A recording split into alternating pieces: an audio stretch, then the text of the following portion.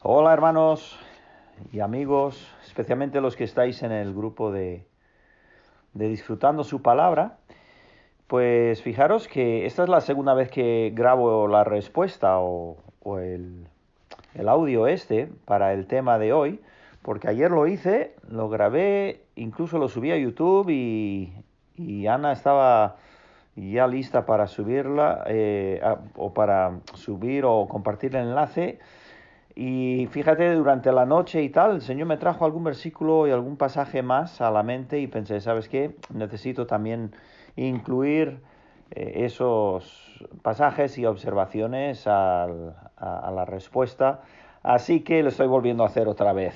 Espero que no sea súper largo, pero honestamente el tema es muy importante y también ampliamente tratado en la Biblia, en el Antiguo y Nuevo Testamento. Así que tema es de soltería y paciencia, lo subió Sol. Evidentemente es un tema muy común, muy actual, no solo en nuestras iglesias de hoy, sino, como voy a demostrar, hasta tiempos bíblicos. Y entonces quiero mirar este tema de la soltería y pensando un poco pues las diferentes iglesias y grupos, personas que yo conozco muchos que son solteros o solteras y están totalmente satisfechos y contentos así y, y completamente integrados en la obra del Señor y tal, pero también entiendo que hay otros que luchan de una manera más intensa o menos, luchan con este tema de la voluntad de Dios para ellos en, en, en todavía o no tener cónyuge o no saber cómo puede ser, no ver muchos, digamos, candidatos en el horizonte y tener ese deseo intenso de estar casados o casadas, ¿no? Entonces, es un tema real, es una lucha para algunos real, desde luego, y, y bueno, es parte de nuestra vida espiritual y, y bueno, cada creyente tiene su propia colección de luchas, digamos, ¿no?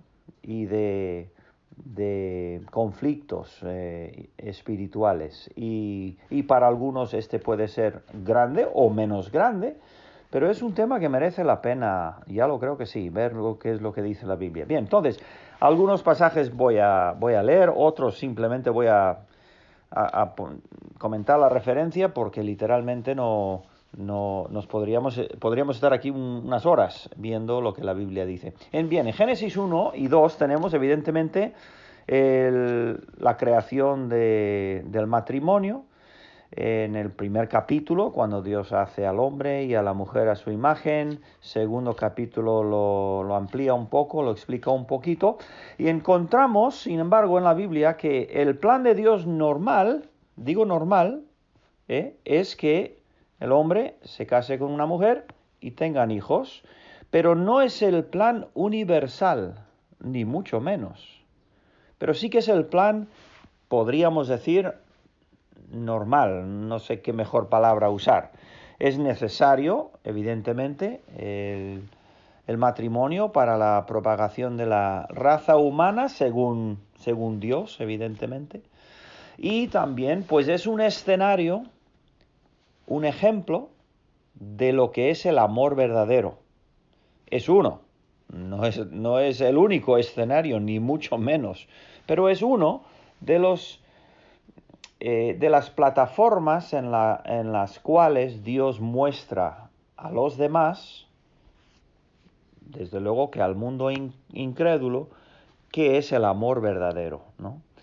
Ahora, vamos a ver, pero el matrimonio, desde luego que no es la única relación. Una persona que no se casa, por ejemplo, no queda excluida de poder mostrar el amor de Dios, que va, ni muchísimo menos, ¿no? Hay otros escenarios que son lógicos y también muy muy vamos, que se encuentra mucho en la Biblia, ¿no? Está el tema de los amigos, ¿eh? Las amistades, el amor entre amigos. Proverbios 18:24 habla del amigo que es más cercano incluso que un hermano. Y normalmente cuando leemos este versículo yo creo que muchos pensamos en Jonatán y David, que Jonatán especialmente, aunque yo creo que era mutuo, tenía un amor intenso por David. Eran buenísimos amigos y íntimos amigos y un ejemplo de lo que es el amor de Dios. David en 2 de Samuel 1:26 dice que el amor de Jonatán era más maravilloso incluso que el amor de las mujeres. O sea, que la capacidad de mostrar cómo es el amor de Dios no está ni de ninguna manera limitado o limitada a la persona que está casada, ¿no? Otros ejemplos tenemos los 4 hebreos, ¿verdad? En el libro de Daniel y sus 3 amigos. Evidentemente ahí había también un amor muy fuerte entre ellos. Y luego, no solo amigos, evidentemente el escenario también es el de los hermanos. Tenemos a algunos casos bíblicos, tenemos a Moisés y Aarón, 2 hermanos carnales, digamos, que hicieron o tuvieron un ministerio conjunto durante casi 40 años, ¿no? Entre los apóstoles sabemos que había también hermanos. Entonces, ahí también hay ocasión, hay oportunidad, hay la posibilidad de mostrar el amor de Dios a los demás por medio de esas relaciones. Creyentes en la iglesia nos debemos de amar los unos a los otros y podemos en la iglesia, de hecho en toda iglesia, digamos, medio buena, ¿no? Se ve el amor entre creyentes, entre hermanos en la fe, también el amor entre discípulo y maestro. También es una ocasión para demostrar el amor de Dios. Y también el de un creyente para los inconversos, ¿no? Para los incrédulos. Bien, vale, vamos adelante. Quiero comentar un poquito, habréis oído y habréis leído a veces en la Biblia el tema de los eunucos. En muchos casos los eunucos antiguamente eran hechos eunucos por quienes cautivaban o quienes conquistaban a un país, hacían eunucos a los hombres por el tema de control, de robarles su ambición, de humillarlos, en fin, para que no se pudiesen casar, no pudiesen tener hijos. Pero también el Señor habla de eunucos que no eran así, y quiero hablar de sacar unos pasajes, para nada comparando o equiparando exactamente eunucos con una persona que no se casa, por supuesto, o sea varón o sea mujer, pero sí que en la Biblia se encuentran enseñanzas acerca de eso que nos sirven. Isaías, capítulo 56, versículo 3 y 5, dice el Señor, empezando a la mitad del versículo, dice: ni diga el eunuco, he aquí yo soy árbol seco, no puedo tener hijos, pierdo todo, no sirvo para nada, ¿no? Porque así dijo Jehová: a los eunucos que guarden mis días de reposo y escojan lo que yo quiero y abracen mi pacto, yo les daré lugar en mi casa y dentro de mis muros, y nombre mejor que el de hijos e hijas, nombre perpetuo les daré, que nunca perecerá. Entonces, lo que quiero resaltar como uno de los temas importantes aquí es que una persona que no se casa, no pierde absolutamente nada en términos eternos de las bendiciones que Dios tiene para ellos. En este versículo mismo el Señor dice para los eunucos: oye, tranquilo, amadme a mí, seguidme a mí, servidme a mí, ser fieles a mí, y no vais a perder nada, vais a ganar todo lo que podríais tener, lo vais a tener. Será mejor incluso que tener hijos e hijas lo que yo os daría, ¿no? Y eso es importante para la persona que es creyente, soltero, soltera, entender que no se está perdiendo absolutamente nada en términos eternos. O sea, el final de la historia será perfectamente bueno para tanto el que se case como el que no. Literalmente no hay diferencia, podríamos decir. Tenemos el caso de Daniel, ¿verdad? Hecho eunuco al comienzo del libro, eh, extraído de su país y con los demás jóvenes ricos, jóvenes poderosos, jóvenes educados, pues él también sufrió esa humillación y por lo tanto ni se oye nada de que se hubiera casado ni seguramente se casó. No hay nada ahí que nos indique que haya tenido una esposa. Y fíjate las últimas palabras del libro de Daniel. Hablándole Dios, creo que a través de un ángel, dice: y tú irás hasta el fin y reposarás, y te levantarás para recibir tu heredad al final de los días. Dijo Daniel: tú tranquilo, no te voy a dar más explicación y más profecía, tú has sido fiel, tú descansa, que tú vas a recibir tu herencia de Dios al final de los días. No pierdes absolutamente nada. Otro pasaje con este tema interesante sale en capítulo 19 de Mateo. Todos estos pasajes son muy conocidos si habéis estado en la iglesia y en la palabra del Señor durante años, pero juntándolos para este tema, pues se ve un poco el contexto y se crea, ¿no?, un contexto para este tema. Mateo 19, 11 y 12 dice, hablando, el contexto es la discusión que tuvieron los discípulos con el Señor acerca del divorcio y tal.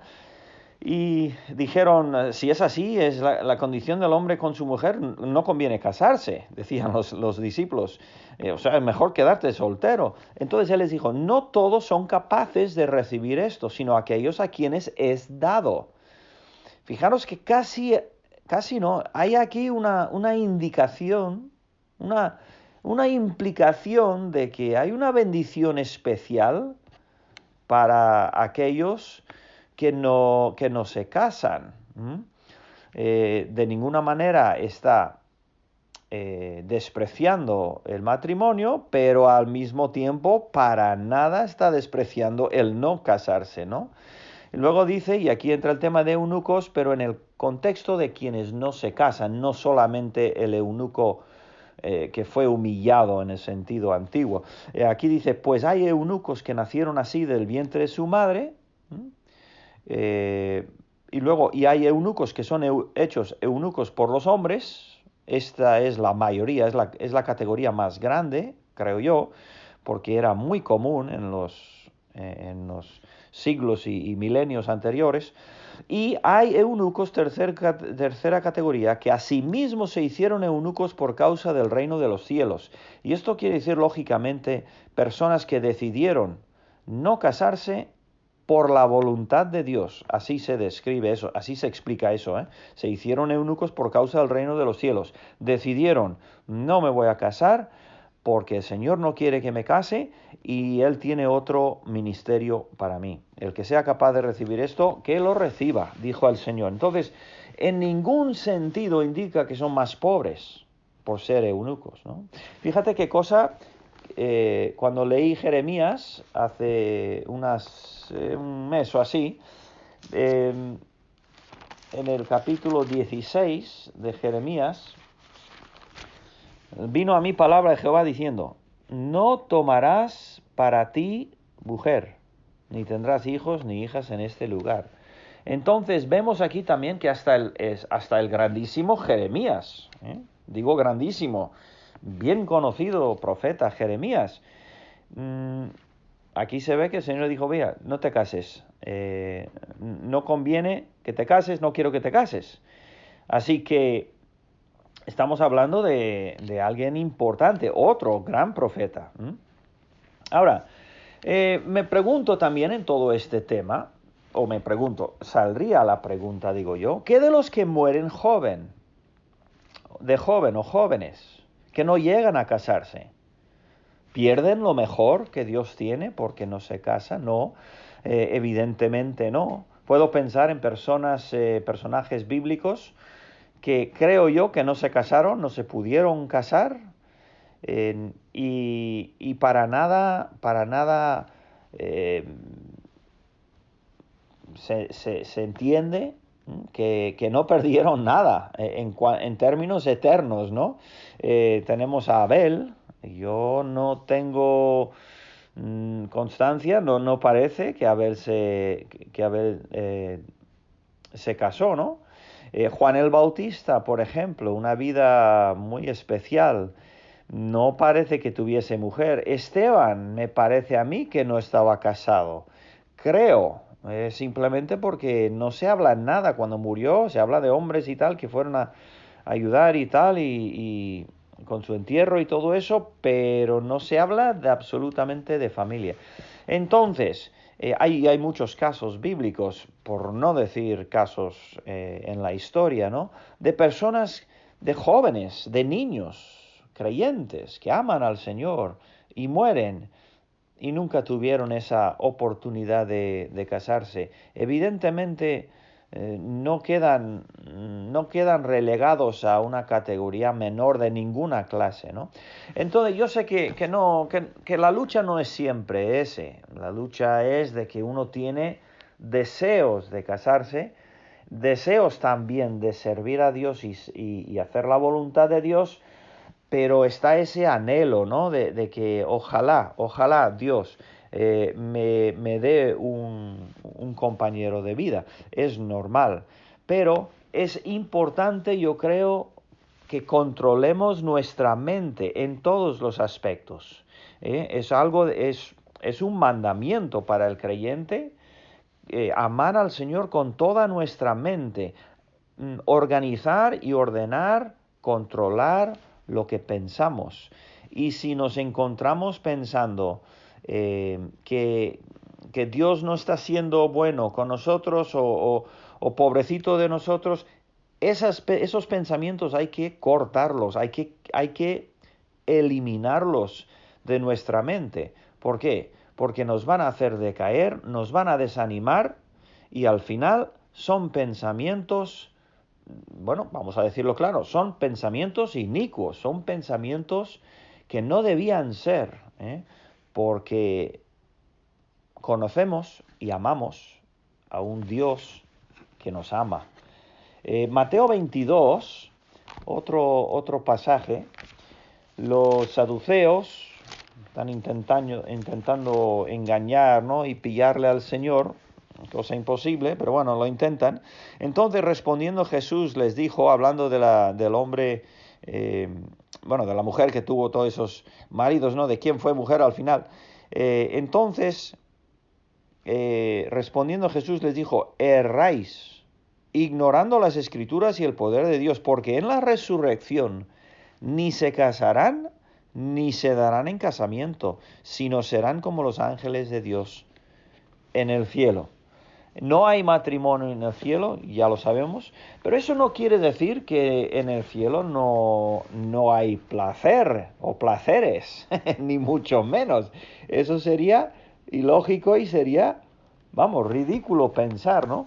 Salmo 16, versículo 11, creo que dice, me mostrarás la senda de la vida, en tu presencia hay plenitud de gozo, delicias, placeres, a tu diestra para siempre. Cuando estemos en la presencia del Señor, nuestra vida terrenal quedará muy atrás, un pequeñísimo puntito de tiempo, y estaremos eternamente disfrutando de Dios. De ninguna manera limitado nadie porque pues no disfrutó quizás o digamos de un matrimonio o algunas otras, hay muchos otros placeres, ¿no? De la vida en compañerismos e incluso placeres físicos que Dios nos permite disfrutar, ¿no? Entendamos que cuando estemos con el Señor, o como se suele decir comúnmente, cuando estemos en el cielo, vamos a estar en una realidad completamente nueva, 1000 veces, por decir algo, 1000 veces más grande, más lleno, más rico, más intenso que lo que tenemos ahora, estando en la presencia del Señor sin la molestia y la plaga del pecado. Vamos a continuar porque tengo todavía algunas cosas. Le pedí a los Dojens si me darían algún consejo, si habría algo que ellos quisieran compartir. Entonces me dieron unas cosas y los he resumido de esta manera, en una especie de bosquejo.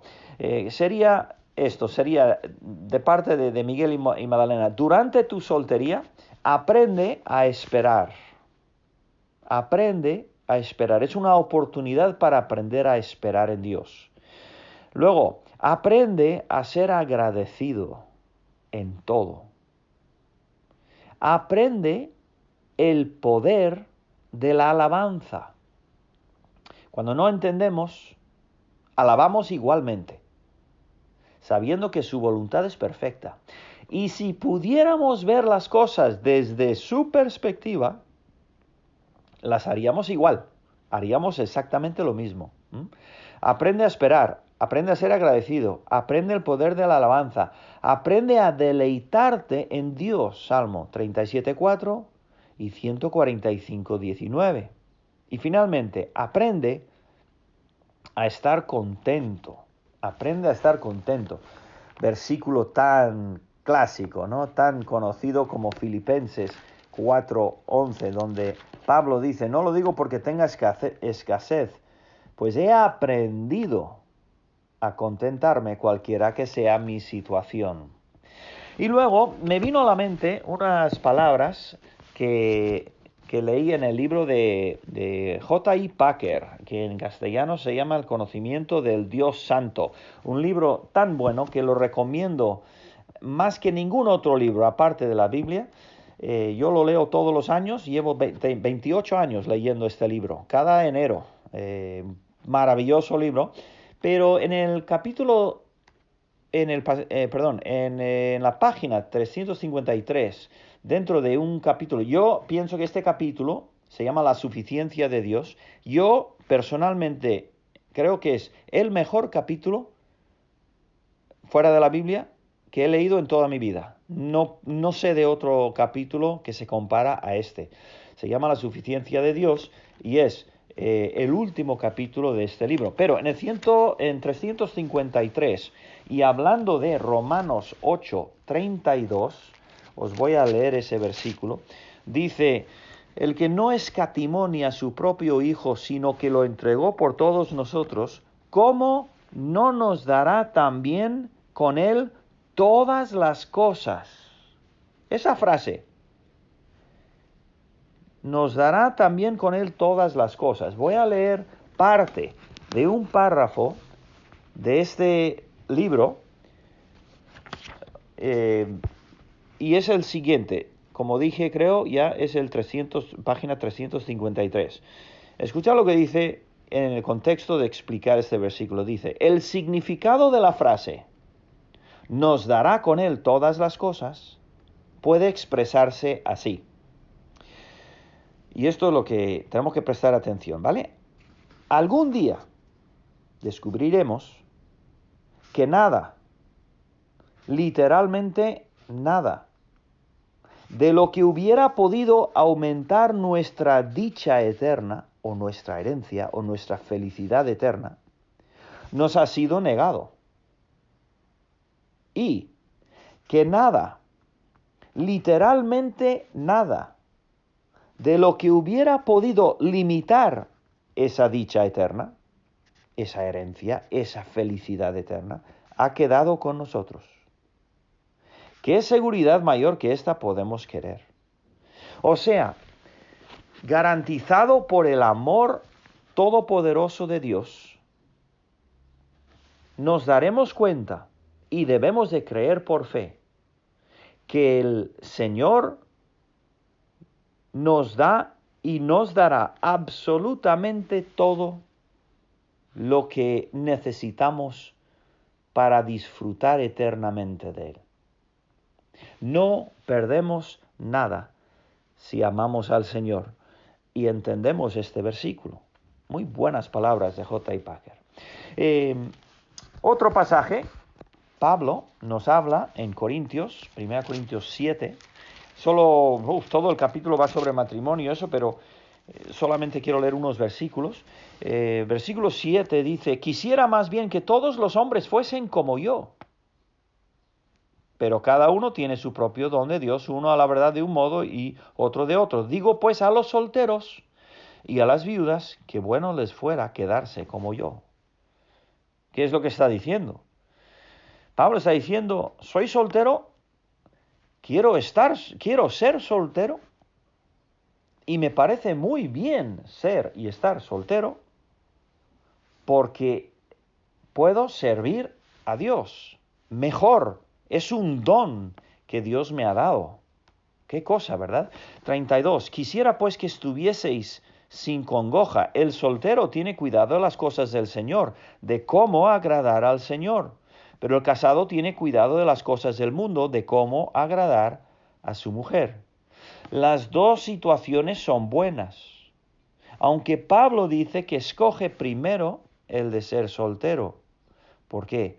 Porque se puede dedicar más a Dios.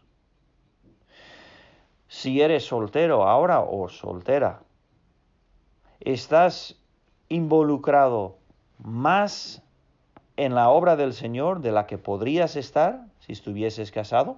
Espero que sí. Esa debería ser la situación de cada persona que se encuentra en esa situación. En este momento, eso es lo que Dios quiere, y es una bendición, es un llamado, digamos, bendecido por el Señor. Curiosamente, en el libro de Apocalipsis aparece un grupo de personas en el capítulo 14 y cantaban un cántico nuevo delante del trono y delante de los 4 seres vivientes y de los ancianos.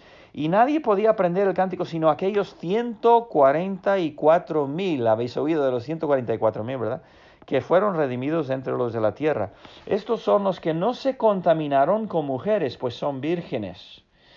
Entonces son famosísimos estos 144,000 que no se van a casar. Eso de contaminar no quiere decir, no es un desprecio al matrimonio, sino que el contexto es ceremonialmente estaban absolutamente entregados a la misión que Dios les dio. Entendemos, ¿verdad?, que no eran personas tristes por ello, no eran personas, ay, pobrecitos, porque no se podían casar. No, todo lo contrario. Eran grandemente bendecidos y escogidos por Dios. Y así lo es cualquier creyente que, por lo menos hasta el momento, Dios no le haya guiado a casarse. Bien, ya, empezando a resumir. Yo recuerdo mi antiguo pastor Sweat, solía decir a los varones, a los jóvenes, decía: no salgas a buscar esposa, no te vayas a esta universidad o a aquel lugar, ese campamento para buscar esposa, porque si sales a buscar esposa la vas a encontrar, pero ¿será la que Dios quiso o la que Dios quería? El patrón bíblico ahí al principio es que Dios a Adán le trajo su Eva, y a Eva Dios le trajo o le dio su Adán.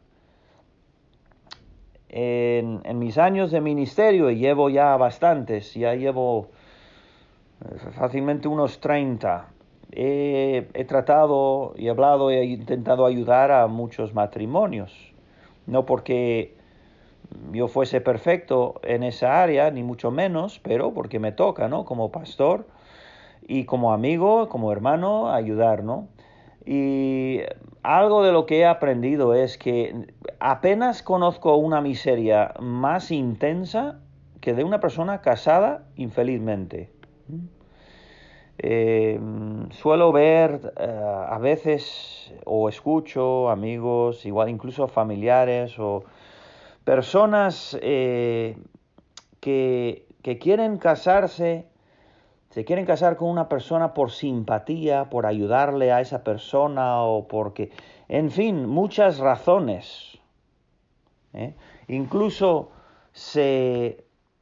he visto como creyentes, hermanos, jóvenes, chicos y chicas, muy usados por el Señor, se convencen de que algo es la voluntad de Dios.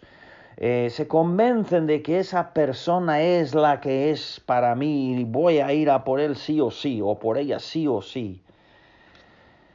Y otros que estamos un poco ya con algo más de experiencia, miramos y decimos, ay, ay, ay, ay, ay, por favor, no.